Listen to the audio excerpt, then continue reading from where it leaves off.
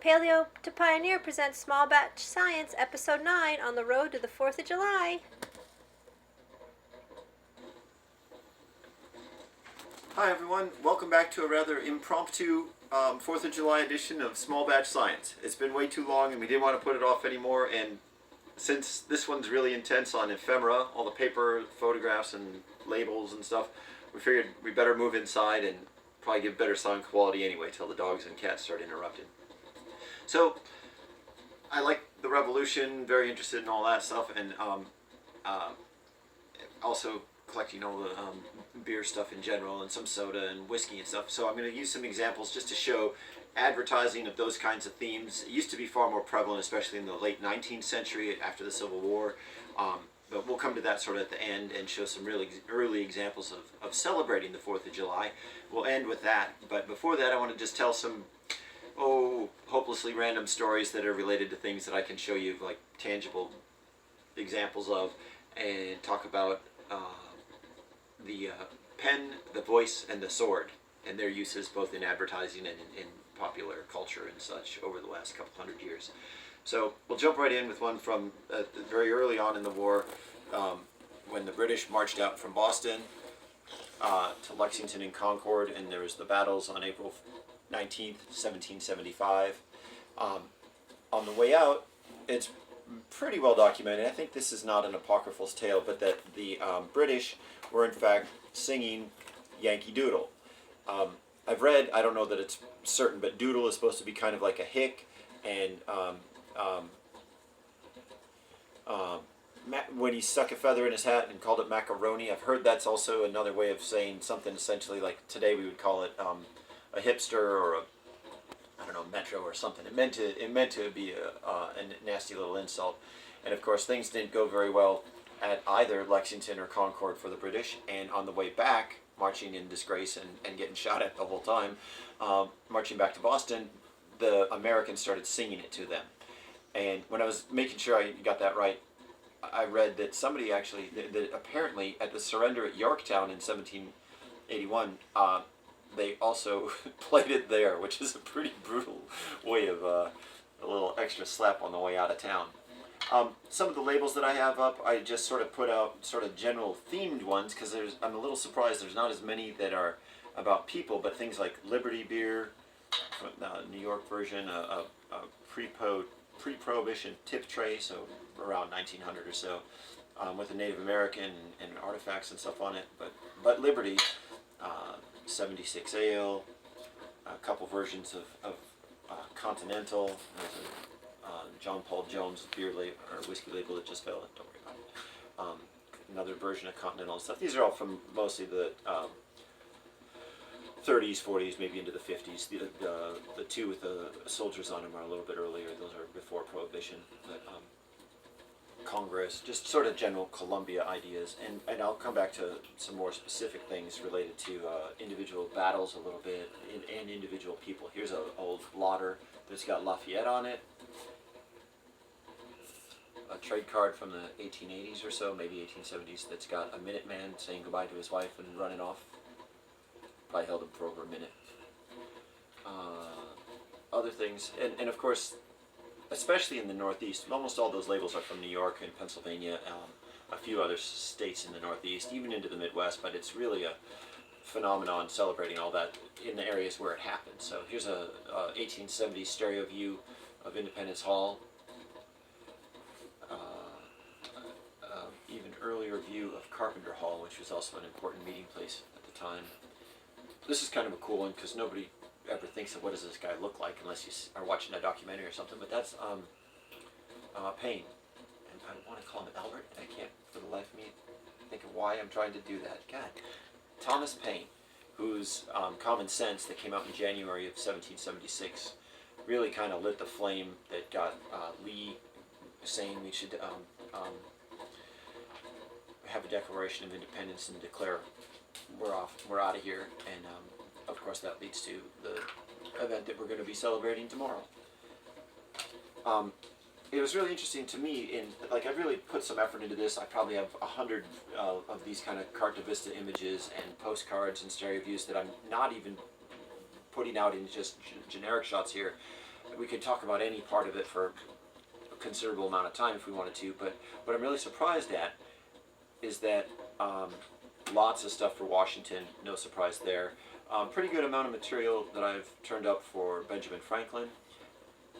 Even some noticeable amounts for Patrick Henry, and I'll show some really cool examples of all these in a little bit.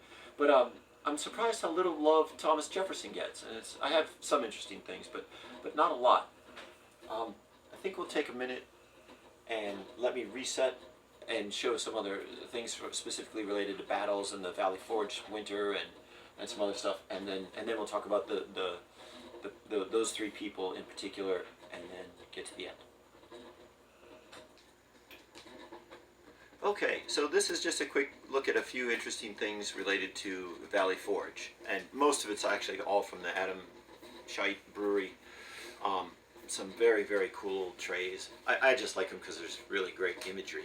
Usually it's just a name or maybe a picture of an individual or something like that, but the Valley Forge advertising they did, this is 30s, this is probably 50s, just some very cool imagery. I don't have anything in particular to say about Valley Forge that you couldn't find anywhere, but the story of Christmas at Valley Forge is really worth reading, and if I can find it, maybe I'll write a quick note and post it on the website. But if you find the story of Washington walking through the troops, and I think it's a fictional account, I confess I don't know off the top of my head, but it's really worth reading. And I should mention that you can have regular beer, you could have Valley Forge Porter, and in the spring you could have Valley Forge Bock. And there's spectacular beer cans that go with all these things and the coasters and stuff. One other quick mention, here's a 1960s postcard of General Van Steuben, who is the guy who wrote the drill instructions manual for the Continental Army, and basically gave us some structure and helped keep things together quite a bit. So, all right, that's it on Valley Forge. All right, so the on-the-fly nature of this one is a little difficult, so I'm trying to only skip around a little bit, but I was trying to show older items at the end, and I will, but I will show you my oldest one right now, related to some of the early battles and such. This is actually a period probably during the war, like so 1770s newspaper clipping of an image of a man buying his way out of being drafted in the Continental Army. So honest to goodness, 1770s, 1780 era newspaper clipping related to the war, or at least related to the soldiers. We'll skip 100 years and come up to a 1879 engraving of Molly Pitcher, Sergeant, I think was it say Sergeant Molly at the helm there. Just an interesting and, you know, still very, very active. 100 years after the war, it's still very, very much part of people's sort of day-to-day lives, or at least their thought of things that are going on around in the world.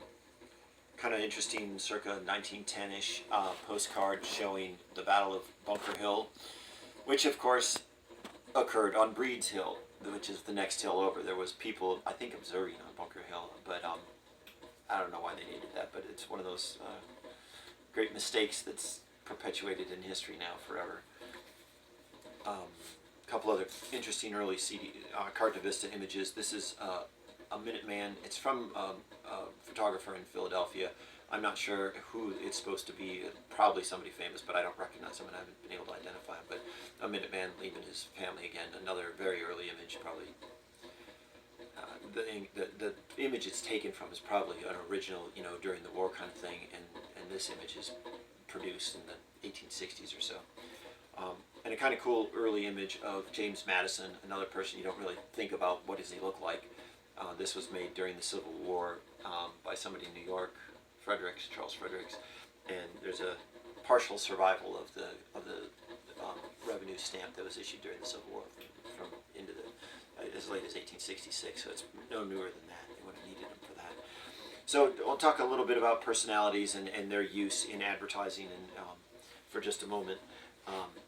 Patrick Henry is a favorite. Here's St. John's Church in Richmond, where he gave the "Give me liberty or give me death" speech. And here in Florida at this time of year, well, we're having wonderful storms and typically get delayed doing fireworks because there's a torrential downpour. supposedly, right as he said that, there was an immense clap of thunder and a horrific strike of lightning right outside the church, as if making some emphasis there. So Patrick Henry lingers on in beer and ale form, and one of the most spectacular things is the signing of the Declaration by the Patrick Henry Brewing Company. It's an advertising for Patrick Henry beer out of Indiana. But that's one of my favorite tin over cardboard signs. It's a beautiful piece, and we'll come back to this when we talk about what they did right after this. Who else we got here? Jefferson, I mentioned, doesn't have a whole. I don't get a lot of love for him. I do, and you know my name, and you know there's a very distant association there in the family from we're the Anglo side. Here is Jefferson handing off the Declaration of Independence to Uncle Sam, which is kind of an anachronism because Uncle Sam really isn't a mythological thing until the War of 1812. So, historical accuracy in postcards can be a little suspect. One match cover with no name or anything, no advertising on it, just shows him. And Monticello Special Reserve whiskey in a very cool tip tray that shows Monticello in a nice scene there. I'm sort of setting us up here a little bit because I'm saying not a whole lot from Jefferson, but when we go out, we're going out with Jefferson, and it's spectacular. You're going to be shocked and amazed, I promise. One other obviously famous prominent person was Ben Franklin. Here's Ben Brew from a brewery. It's Ohio, I think. A view of the bottle and one of their other brands there. And of course, who can you trust more than Ben Franklin for your insurance needs? So Ben Franklin Insurance. And something a little sad, but it's really kind of spectacular that I believe it came out of New York. It was sent to Elijah Brooks, a lawyer, by his friend. A little tiny note. It folds up. I don't want to do it again. I think it was a stamp that's covered. It's from 1829. It's a note that he's sending to his and saying that their friend had passed away, and that he wasn't going to be able to go to the funeral, and wondered if Mr. Brooks was going to go. And their friend was Captain John Benjamin, I think. Oh no, I've lost his name now. Oh, I lost his name. Sorry, it was Abijah, Abijah Brooks. That's who it was that died in Stratford, Connecticut. He was born in 1752 and he died in 1829. But he was I can't tell if he was a captain or not. I've got some other notes on it. But he was a Revolutionary War soldier, and I was kind of flabbergasted to find a note about friends deciding if they could or could not go to the funeral of a Revolutionary War soldier. It seems so far in the past, so very far removed from being a tangible thing between living people, that it's kind of a surprising thing to find. All right, we'll pause for a moment, and then we'll talk about George Washington. All right, a little bit of George Washington. Some of the things are early images of George and Martha at home, and then all kinds of postcards are out there about, different battles, entering New York, showing Mount Vernon, which very quickly was kind of deified, the legend of chopping down a cherry tree. There's some real nice early photographs of Mount Vernon. Even at the bicentennial in '76, he was put on a beer can, as was John Adams, and for some reason Lucky and Falstaff stopped making. There's no Jefferson. Why is there no Jefferson? At least Jefferson. One of the other fun things is that Washington brewed beer, but he also very late in life at Mount Vernon, started a distillery, and in fact they are still now making his rot gut. And holy cow, is it rot gut. I hope the stuff that was made in the 30s under the name of Mount Vernon, with the wonderful Mount Vernon matches and the matching label that's actually shown on the bottle, I hope that was better, because wow, this stuff is rough. I cannot recommend it. It's cool to drink. This is the kind that they say Washington preferred, but whew, It's lightning. Okay, here's a few early beer things. And talking about advertising and talking about the revolutionary figures in general, and we're going to make them start coming together a little bit. Here are two early billheads, one from 1872 and another from 1831 or so. 1830 is one of the oldest beer things I have. From the Boston Brewing Company, which is still going. And we know it as the makers of Sam Adams, whose birthday, guess who shares? But so actually a truly revolutionary era patriot guy who was directly involved in a brewery that in fact is still going today. During the Continental Congress, when they're in Philadelphia hanging out, and they weren't always in Independence Hall or Carpenter's Hall or any other places doing stuff, one of the places they congregated was a tavern called the Indian Queen. They have an engraving of it somewhere, but I couldn't find it in time for this. But these are beer labels. Hohenendal, a brewery in Philadelphia, made Indian Queen ale and beer. These are some ale labels, so they did them both as their brand, Indian Queen, and then just straight up Indian Queen. And that's what the quart cone top is too. It's a little rough, but you can tell what it is. And I just got this not too long ago. It's an Indian Queen perfume from a company in Philadelphia, just because the name's so well known. Well, here's where we get something truly rare. This is an 1819 deed for a sale of property by George Pepper. And you say to yourself, who's George Pepper? Well, I'll tell you. They were German. The family's name was Pfeiffer when they came over. They Americanized it and became Pepper. And his father was Henry, born in 1752, I think. George was born just after the turn of the century. This is a vellum deed, and it opens up to, it's gigantic. I won't open it up all the way, but it's got all the seals and stamps. It is not made from paper. This is genuinely vellum. You can feel it's still oily. I believe this is George selling the brewery. I believe this is not one of their other properties, but because it's George and his wife and not their heirs, I think this is actually the selling of the Pepper was Pfeiffer brewery in Philadelphia. It was noisy in the Indian Queen, and Thomas Jefferson's favorite beer was from the Pepper family. And he would hang out, and there is some pretty decent evidence that he actually wrote parts, if not a chunk of, the Declaration of Independence in this brewery.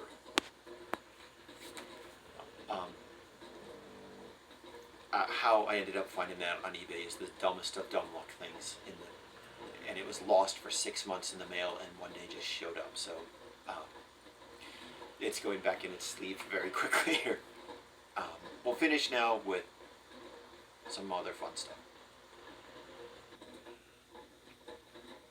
Alright, so here we are back in Philadelphia on July 4th, 1776, in our fanciful image of what happened, because I think only one person actually signed on that day, but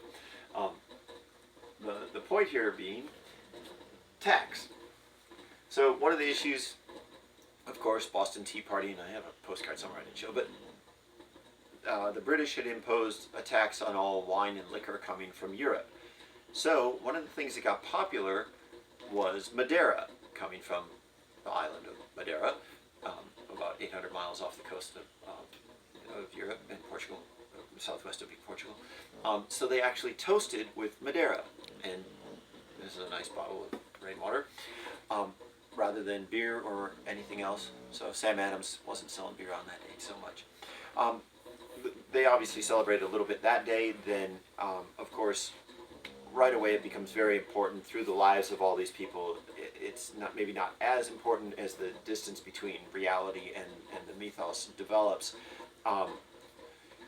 Then we start seeing more and more kinds of interesting things. Here's a celebration of a bunch of white, black, I'm not sure if there's Indian people in there or not. This is a nice engraving of a celebration for the 4th of July from 1841. And this is a real piece here. Here's an invitation for a ticket, or rather a ticket for the Independent Guard in New York, and here's their 4th of July ticket from 1844. How that survived, I don't know. I think it was actually in a book.